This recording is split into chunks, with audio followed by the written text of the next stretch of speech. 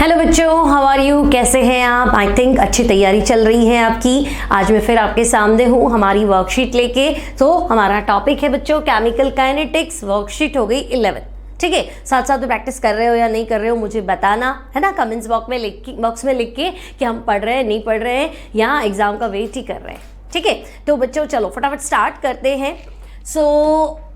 अच्छा, आज के क्वेश्चंस जो है ना वो थोड़े से टिपिकल रहेंगे, थोड़ा है ना उसमें मैथ्स वाला टर्म ज़्यादा लगेगा। बायो वाले बच्चों को हो सकता है थोड़ा प्रॉब्लम आए, है ना, क्योंकि लॉग लेना है, एंटी लॉग लेना है, कैलकुलेशन थोड़ा लेंदी है, बट क्वेश्चन आपके सिलेबस में है तो करना ही है। ठीक है, तो डरना नहीं है, मैं बहुत ईजिली एक्सप्लेन करूँगी, है ना। तो चलो स्टार्ट करते हैं बच्चों from question number 1। The half-life for radioactive decay of carbon-14 is 5730 year। अब बच्चों एक बात ध्यान रखना, जितने भी रेडियो एक्टिव डीके है, रेडियो एक्टिव डिसइंटीग्रेशन रिएक्शन है, वो हमेशा फर्स्ट ऑर्डर काइनेटिक्स को फॉलो करती है। All radio active disintegration reactions follow first order kinetics. तो इसने लिखा है ऑर्डर ऑफ रिएक्शन या नहीं लिखा है मुझे सोचना ही नहीं, मुझे पता ये फर्स्ट ऑर्डर है। ठीक है, तो बच्चों हाफ लाइफ पीरियड दे रखा है रेडियो एक्टिव डीके का, यानी मैं लिख दूं गिवन डेटा। तो भाई गिवन में सबसे पहले मेरे पास है हाफ लाइफ पीरियड यानी कि टी हाफ कितना है। So this is 5730 years. अब मुझे पता है कि भाई ये फर्स्ट ऑर्डर इंटीग्रेशन है, लिखना नहीं है आपको, बताना नहीं है। Since all radio active disintegration reaction follows first order kinetics, ये आपको मतलब अंडरस्टूड है कि हाँ ये फर्स्ट ऑर्डर है, तो आप डायरेक्ट लिख सकते हैं फॉर फर्स्ट ऑर्डर काइनेटिक्स। तो बच्चों फर्स्ट ऑर्डर के लिए क्या होगा, तो हम कहेंगे फर्स्ट ऑर्डर के लिए रेट कांस्टेंट के निकालो। तो के इक्वल्स टू होता है 0.693 डिवाइडेड बाय टी हाफ। ठीक है, अब बच्चों 0.693 को मैं ऐसे भी तो लिख सकती हूँ 2.303 मल्टीप्लाई विद 0.3010, है ना, और डिवाइडेड बाय टी हाफ यानी कि 5730। ठीक है, ईयर इनवर्स। अब सॉल्व नहीं करना है, पूछा थोड़ा ना उसने रेट कांस्टेंट निकालो, तो बस आपको आगे काम आएगा इसलिए हमने फाइंड कर लिया, है ना। सॉल्व करके नहीं दिखाना है अच्छा इसका आंसर ये है, इट्स ओके, इसको रहने दो। ठीक है, अब क्या कह रहा है, N archaeological artifact contained wood that had only 80% of the carbon-14 found in living tree. Estimate the age of the sample। तो भाई कार्बन-14 तो मिला, कार्बन-14 का एज उसने दे रखा है 5730 ईयर्स हाफ लाइफ उसका। अब इसको जो लकड़ी का टुकड़ा मिला है उसमें 80% कार्बन अभी भी है ना, परसेंट है मतलब शुरू में मैं 100 मान लेती हूँ, अभी भी 80% है, और डीके कितना हो गया 20% डीके हो गया। तो ठीक है, हमें सिर्फ इनिशियल कंसंट्रेशन चाहिए तो वो हम ले लेते हैं 100। Let the value of a equals to 100 और 80% अभी इसके अंदर है, इसका मतलब रिमेनिंग कंसंट्रेशन 80। अब 100 से 80 होने में कितना टाइम लगा बस ये बता दो, है ना, यानी उसका एज बता दो।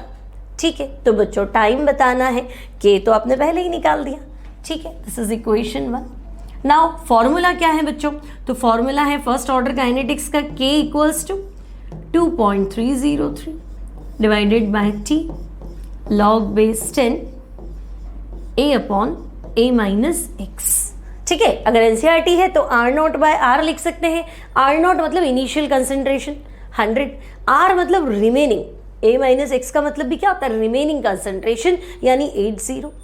नाउ स्टूडेंट के तो ये रहा, t फाइंड करना है, तो t इक्वल्स टू, तो मैं लिख दूं 2.303, है ना, डिवाइडेड बाय k, तो मैं सीधा k का वैल्यू पुट कर देती हूँ, तो कितना है, तो मैं कहूँगी ये 2.303, वापस फायदा हो गया अपने, कैंसिल हो जाएगा ना, कैलकुलेशन कम हो जाएगी, मल्टीप्लाई विद 0.3010। ठीक है, 0.3010 डिवाइडेड बाय 5730, तो ये ऊपर आ जाएगा 5730। ठीक है, लॉग बेस 10, ए कितना है, तो भाई ए तो 100 है इनिशियल कंसंट्रेशन, है ना, और ए माइनस एक्स कितना है 80। ठीक है, 0 कैंसिल कर लेते हैं, और क्या कैंसिल करें, तो मुझे लग रहा है 2.303 कैंसिल कर लेती हूँ। ठीक है, अब तो टी निकालना है, तो बच्चों टी इक्वल्स टू तो मैं कह दूंगी भाई देखो 5730 डिवाइडेड बाय 0.3010। नाउ log 10/8, तो बच्चों 2 से डिवाइड कर दो, ज़्यादा इजी रहेगा, है ना। 2 4 ज़ा 8 और 2 5 ज़ा 10। Now log a upon b क्या होता है? तो मैं कहूँगी log a अपॉन b होता है log a minus log b। ठीक है, तो अभी मुझे क्या लिखना चाहिए? log base 10 5 minus log base 10 4। ठीक है, अब यहाँ तक कर लिया तो ओके, है ना। अब आपको लग रहा है log 5 तो दिया हुआ ही नहीं है, log 4 तो एग्जाम में गिवन होगा, तो आपको टेंशन नहीं लेना है ना। वैल्यूज विल बी गिवन, ठीक है, क्योंकि आप करोगे कैसे, इतना log तो याद नहीं रहता, है ना। अब मैं बता देती हूँ तुम्हें log 5 का वैल्यू क्या होता है। तो बच्चों 5730 डिवाइडेड बाय 0.3010। नाउ log 5 होता है 0.6990 और log 4 क्या होता है? log 2 का स्क्वायर। अब log 2 कितना था? 0.3010, है ना, और पावर आगे आ जाएगी स्क्वायर मतलब, तो इसका डबल कर दो तो 0.6020। ठीक है, अब इसको सॉल्व कर लो तो आपके पास t आना चाहिए, है ना। सॉल्व करो, देखो आई थिंक 1846 ईयर्स के अराउंड आपके पास t आएगा। 1 मिनट देती हूँ, आप फटाफट सॉल्व करके चेक करो क्या आपका आंसर 1845 के अराउंड आ रहा है। 1845 है, 46 है, चल जाएगा, है ना।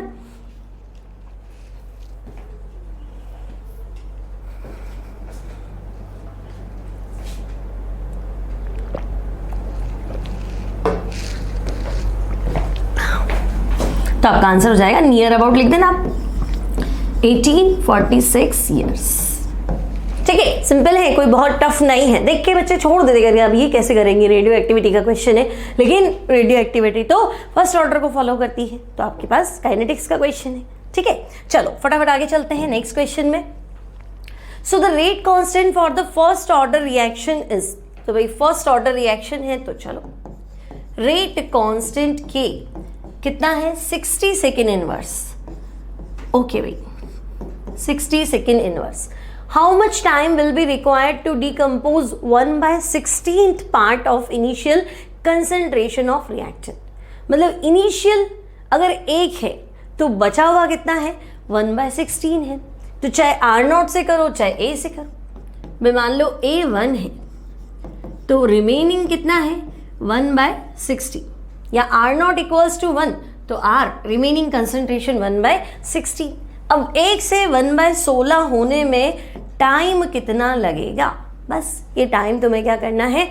फाइंड करना है ना। तो बस सीधा फॉर्मूला लगा दो बच्चों, T इक्वल्स टू, तो हम कहेंगे 2.303 divided by K log base 10 A by A minus X। ठीक है, तो बच्चों आपके बोर्ड एग्जाम से तो फॉर्मूला हर बार लिखना है ना। चाहे सेम क्वेश्चन आ जाए, एक ही फॉर्मूले से रिलेटेड 2 क्वेश्चन आ जाए, दोनों में फॉर्मूला लिखना है, गलती नहीं करना। ठीक है, तो चलो अभी टाइम फाइंड करना है। सो 2.303, K कितना है? तो भाई K तो 60 है, log बेस 10 A है 1 और 1/16 तो 16 आपका ऊपर आ गया। चलो अब क्या करें?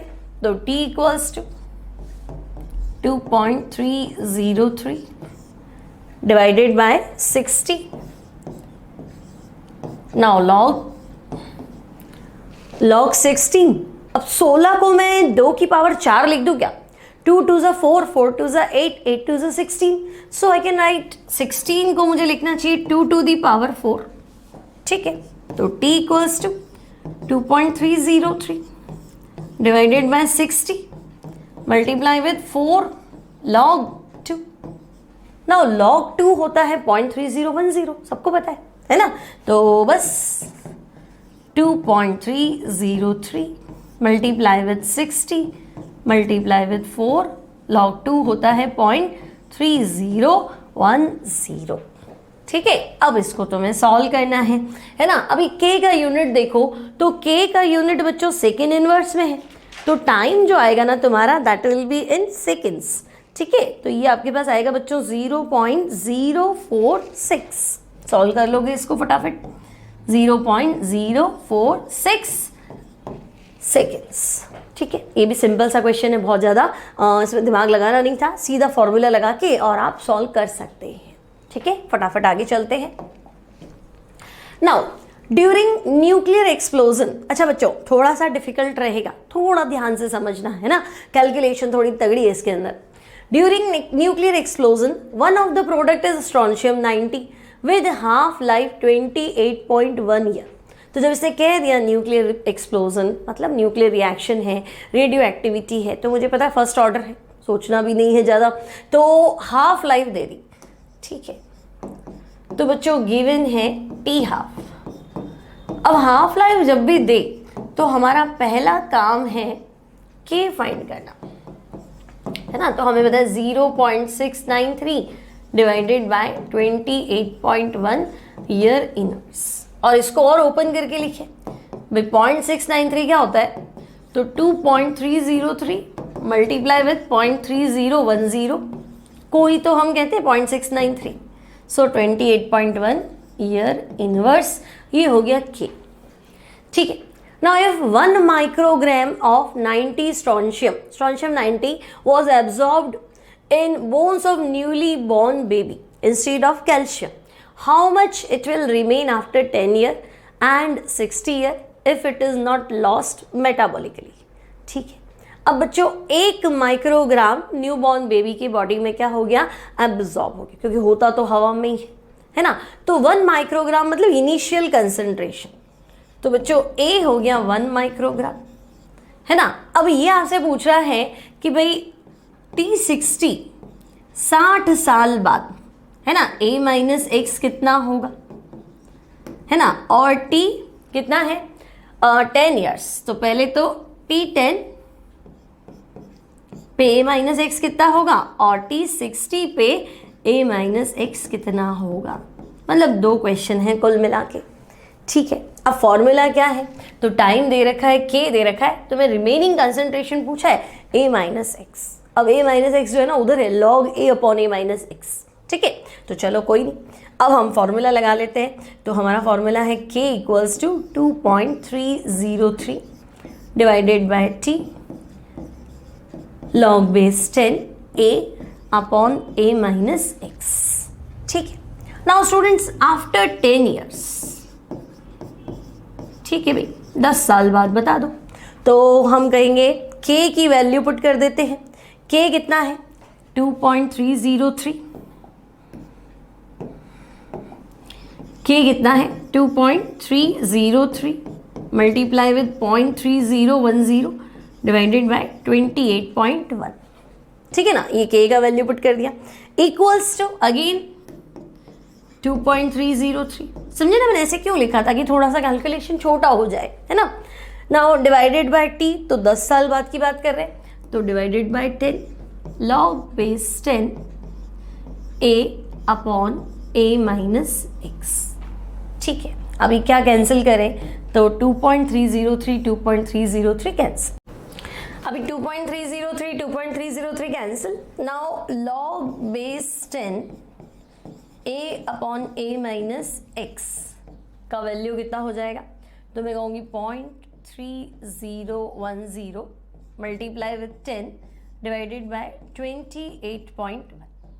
अभी इस कैलकुलेशन को तो बच्चों सॉल्व करना पड़ेगा, तो इसको सॉल्व करोगे तो तुम्हारे पास आंसर आना चाहिए आई थिंक 0.107, ठीक है। तो ये आपके पास आएगा 0.107, एक बार कैलकुलेट कर लो। Now students log A upon B क्या होता है, तो हम कहेंगे log A minus log B, ठीक है। So this will be 0.107। Now A कितना है, तो भाई A इनिशियल कंसंट्रेशन 1 था, तो log 1 इक्वल्स टू 0, है ना। तो मैं कह दूंगी भाई log A की वैल्यू तो 1 है, minus log A minus x equals to 0.107, ठीक है। नाउ log 1 0, तो माइनस का, अब देखो यहां से थोड़ा कैलकुलेशन उलझेगा, है ना। तो देखो माइनस का log A minus x equals to है बच्चों 0.107, ठीक है। अब यहाँ तो इतना लिख के छोड़ दो, कोई दिक्कत नहीं है। और अगर पूरा सॉल्व करना है तो देखो दोनों साइड एंटी लॉग ले, अब ये एंटी लॉग ले ले तो देखो एंटी लॉग लॉग कैंसिल, है ना। तो क्या आएगा, तो यहाँ आएगा माइनस ए माइनस एक्स, माइनस ए माइनस एक्स, और माइनस में उधर लिख देती हूँ चलो। तो यहाँ आएगा मेरे पास a minus x equals to antilog of minus 0.107। अब बच्चों एंटी लॉग मतलब 10 टू दी पावर, ठीक है। तो अब मुझे क्या लिखना है, 10 टू दी पावर माइनस का 0.1, ठीक है बच्चों। तो a minus x equals to 10 to the power मुझे रखना है माइनस का 0.10 है, तो 1 ही ले लेती हूँ। अब यहाँ तक भी छोड़ सकते हो। अब लगे नहीं मुझे तो इसको भी सॉल्व करना है, तो इसको सॉल्व कर सकते हो। अब इसको कैसे सॉल्व करें, थोड़ा सा डिफिकल्ट है, ठीक है। एक और तरीका देख लेते हैं। देखो एंटी लॉग का अगर कॉन्सेप्ट समझ में नहीं आए तो 0.107 है ना, मान लो तुम्हें लगे कि भाई एंटी लॉग तो थोड़ा नाम सुनते डर जाते बच्चे, ठीक है, तो कोई बात नहीं। अभी देखो minus log a minus x, ठीक है। 0.107 को मैं लिख सकती हूँ क्या, log 10 to the power 0.107, log में तो पावर आगे आ जाती है, ठीक है। तो हम कहेंगे हाँ लॉग 10 टू दी पावर 0.107 लिख सकते हैं, ठीक है। और अगर मुझे यहाँ से माइनस हटाना है ना, तो माइनस उधर आ जाएगा, ठीक है। अगर माइनस यहाँ से हटाना तो माइनस इधर आ जाएगा ना, तो मैं इसे ही लिख देती हूँ पावर में, माइनस का 0.107। अब ठीक है, समझे ना मेरी बात भाई। मेरे पास ये है 0.1 है ना, मुझे 0.1 लाना है, तो 0.1 में कैसे लाऊंगी, तो मैं अगर ऐसे लिख दूं कि भाई log 10 टू दी पावर 0.1, तो log में पावर तो आगे आ जाती है, 0.1 log 10 तो 1 होता है, तो आंसर आ गया ना 0.1, ठीक है। तो एंटी लॉग से बच्चों को थोड़ा ईजी लगता है, तो ऐसे कर सकते हो, ओके। तो बच्चों अभी देखो, तो अब हम कहेंगे भाई log log तो कैंसिल हो गया, ठीक है। तो मेरे पास आ गया a माइनस एक्स का जो वैल्यू है that is 10 to the power minus का 0.107, near about 10 to the power minus का 0.1। अब क्या करना है, तो देखो अभी एक खाली पेज लेते हैं, अब थोड़ा सीखो। अब देखो बच्चों, मान लो तुम्हारे पास log 10 है ना, log 10 बेस 10, तो तुम कहोगे वैल्यू 1, और log 1 है तो तुम कहोगे वैल्यू 0। अब बच्चों अभी log छोड़ो, सीधा सा अगर मैं आपसे कह रही हूँ कि भाई 10 की पावर हाफ है, तो बच्चों 10 की पावर हाफ है मतलब 10 का रूट ही तो हुआ, तो 10 का रूट कितना हुआ, तो मैं कहूँगी 10 का रूट 3.1 लमसम, ठीक है। अब अगर तुम्हें ऐसे दे रखा है 10 टू दी पावर 14, तो बच्चों 10 टू दी पावर 14 मतलब 10 का रूट और उसका भी रूट, तो 10 का रूट कितना है 3.1 और उसका भी रूट ले लो तो 1.77 या 1.8 के अराउंड मान लो, तो मैं कह दूँगी ठीक है भाई 1.8 ले लो। अभी ध्यान से सुनो, 10 टू दी पावर 1/4 का मतलब 10 टू दी पावर 0.25 है ना, तो बच्चों 10 टू दी पावर 0.25 की वैल्यू कितनी है, 10 टू दी पावर 0.25 की वैल्यू कितनी आ रही है 1.8, नियर अबाउट है ना। एग्जैक्ट तो कैलकुलेशन से कैलकुलेटर से आएगी, बट नियर अबाउट अगर हमें सॉल्व करना है।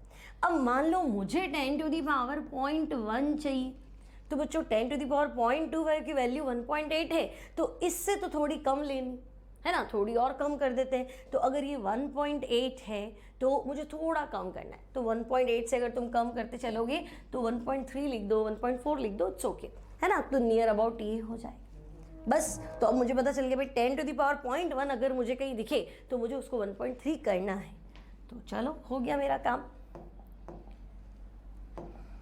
क्या हुआ, a minus x equals to 10 to the power minus 0.1, 1 upon हो गया, ठीक है। तो भाई 1 अपॉन 10 टू दी पावर 0.1 हो गया, ओके। और ये मुझे पता था कितना है 1.3 के अराउंड, तो बच्चों 1 अपॉन 1.3 सॉल्व कर लो, तो 1 अपॉन 1.3 सॉल्व करोगे तो इट विल बी 0.76, ठीक है। अप्रॉक्स आंसर्स ही आएंगे 0.76 remaining concentration, so it will be in micrograms, ठीक है। अब 60 इयर्स के बाद तुम्हें और फाइंड करना है, समझ में आ गया पूरा कॉन्सेप्ट। वापस देखो 60 इयर्स के बाद, क्वेश्चन इतना तो क्लियर है ना, इनिशियल कितना था, तो इनिशियल था 1 माइक्रोग्राम, 60 साल बाद में कितना होगा वो तुम्हें बताना है। के की वैल्यू ये रही 2.303 मल्टीप्लाई विद 0.3010 डिवाइडेड बाय 28.1, ठीक है। तो बच्चों आफ्टर 60 ईयर्स,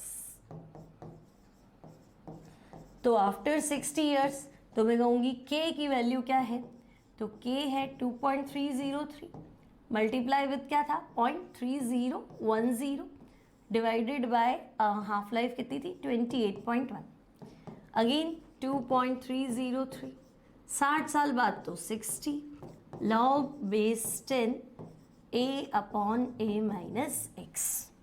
बस अब ये चीज़ तो हमारी कम से कम कैलकुलेशन में गई है ना। तो 60 इधर ले जाओ, तो बच्चों 60 multiply with 0.3010 divided by 28.1 equals to log base 10 a upon a minus x। इसको मैं फिर लिख देती हूँ log a माइनस लॉग a माइनस x, और log a कितना है 1, a की वैल्यू कितनी है 1, तो log 1 कितना है 0, तो भाई मेरे पास सीधा आ जाएगा minus log a minus x की वैल्यू जो तुम यहाँ से सॉल्व करके लाने वाले हो।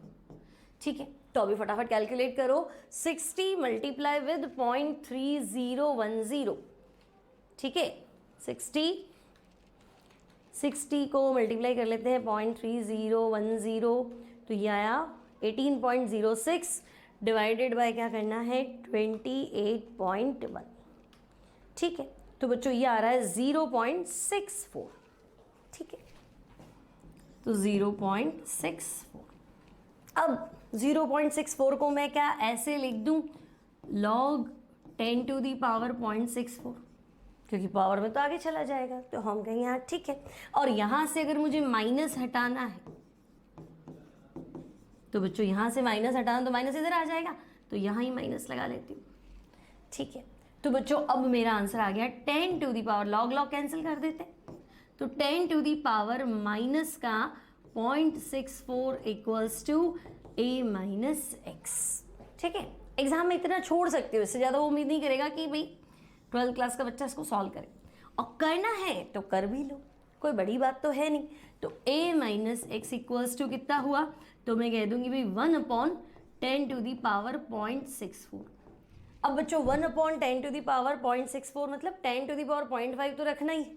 ठीक है, तो 10 टू दी पावर 0.5 तो रखना ही है, अपॉन क्या रखना है, तो 1/0.5 के बाद क्या बचा 60.14 बचा।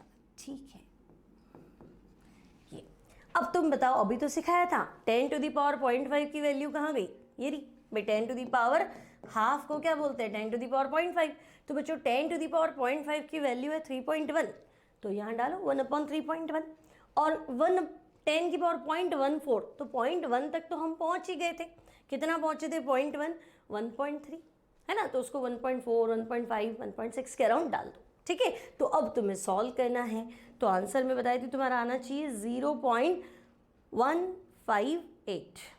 ठीक है, near about it will be 0.158 ग्राम के अराउंड आपका आंसर आएगा बच्चों।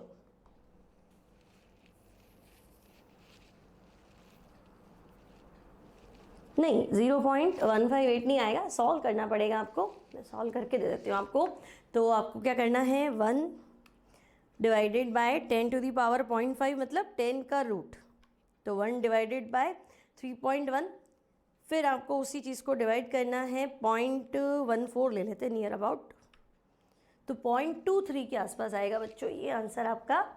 So final answer will be approx बता रही हूँ 0.23 माइक्रोग्राम।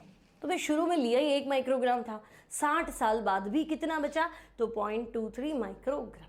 ठीक है, कैलकुलेशन थोड़ा सा आपको देखना है ना। ये चीज़ अगर आपकी क्लियर है ना, देखो log 1 log ये तो पता ही होता है ना। 10 टू दी पावर 0.5 को कैसे सॉल्व करना है, 10 टू दी पावर 0.25 को कैसे सॉल्व करना है, तो आप नियर अबाउट अपने आंसर तक पहुंच जाएंगे। ठीक है, इतना टफ आता नहीं है बोर्ड एग्जाम्स में, हालांकि आप चाहे तो सीधा है ना 10 टू दी पावर इसमें आंसर दे सकते हैं, पूरे नंबर मिलेंगे, कहीं नहीं कटने वाले। ठीक है, अब चलो फटाफट आगे चलते हैं, थोड़ा लेंदी था ये question. Now for a first order reaction show that time required for 99% completion of a first order reaction is twice that time required for 90% completion. तो बच्चों ये कहना चाह रहा है कि आप प्रूफ कर दो T99 जो है वो T90 का डबल है। ठीक है, 99% कंप्लीट होने में जो समय लगता है वो 90% कंप्लीट होने का डबल है। ठीक है भाई, मान लिया। तो T99 equals to T90 into 2, ये हमें प्रूफ करना है।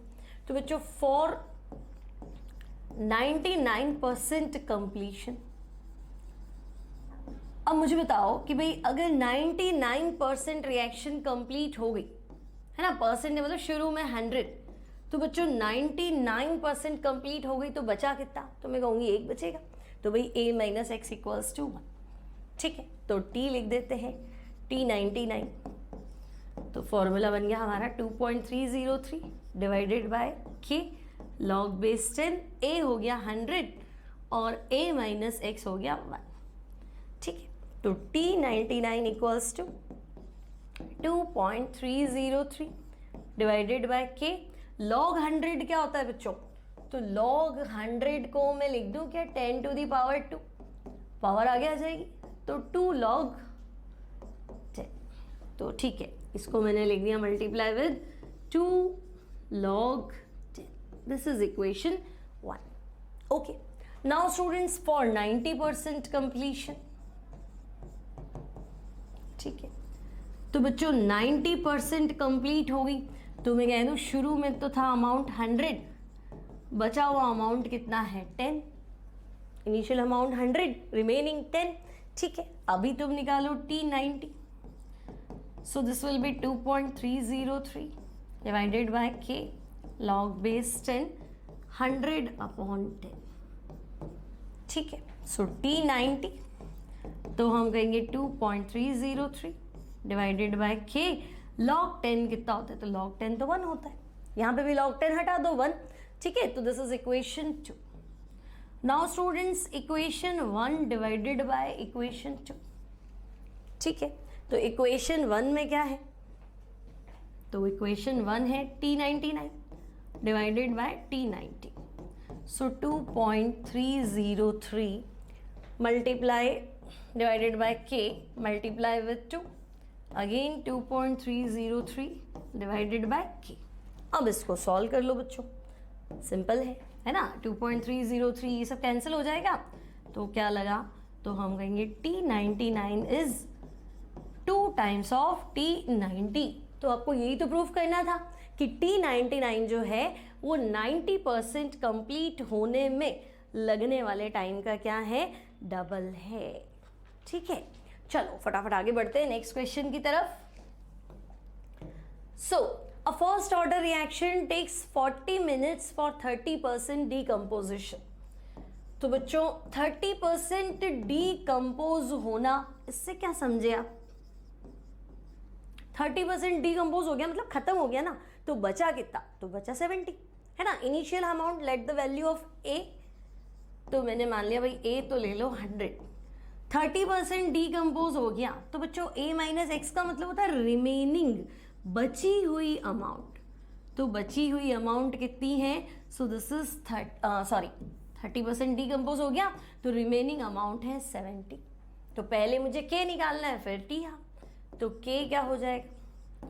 सो k हो गया 2.303 डिवाइडेड बाय, अच्छा 30% डीकम्पोज होने में टाइम कितना लग रहा है?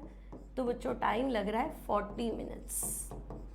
ठीक है, तो 40 लॉग बेस 10 100 अपॉन 70। ठीक है, तो बच्चों k आ गया तुम्हारे पास 2.303 divided bye 40 log 10 minus log 7। ठीक है, दिस इज इक्वेशन 1 है ना। सॉल्व करने की जरूरत नहीं, अभी छोड़ देते। नाउ टी हाफ, तो बच्चों टी हाफ क्या होता है? तो टी हाफ तो हमें याद है 0.693 डिवाइडेड बाय के। ठीक है, अभी 0.693 को खोल के लिखो थोड़ा और, तो हम कहेंगे भाई 2.303 मल्टीप्लाई विथ 0.3010 डिवाइडेड बाय के। तो के कहाँ है? तो भाई के ये रहा 2.303। ठीक है, डिवाइडेड बाय 40 डिनोमिनेटर में, तो ये ऊपर आ गया है ना। और log 10 माइनस log 7, इसको मैं यहीं रख लेती हूँ, log 10 माइनस log 7, ठीक है। नाउ तो t हाफ हो गया कितना, 40 मल्टीप्लाई विद 0.3010, log 10 होता है 1 और log 7, तो log 7 कितना होता है, तो log 7 बच्चों 0.8 के अराउंड होता है, 0.82, ठीक है। अब इसको फटाफट सॉल्व करो, देखो क्या आंसर आता है।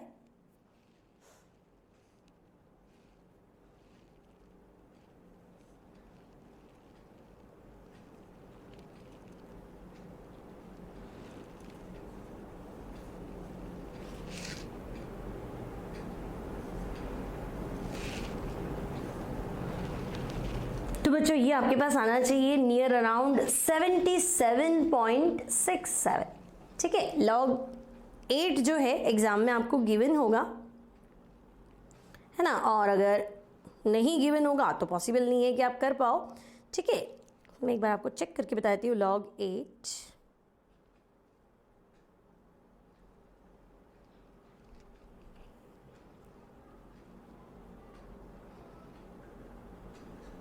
log 7, हाँ 0.84 ले लेना, ठीक है।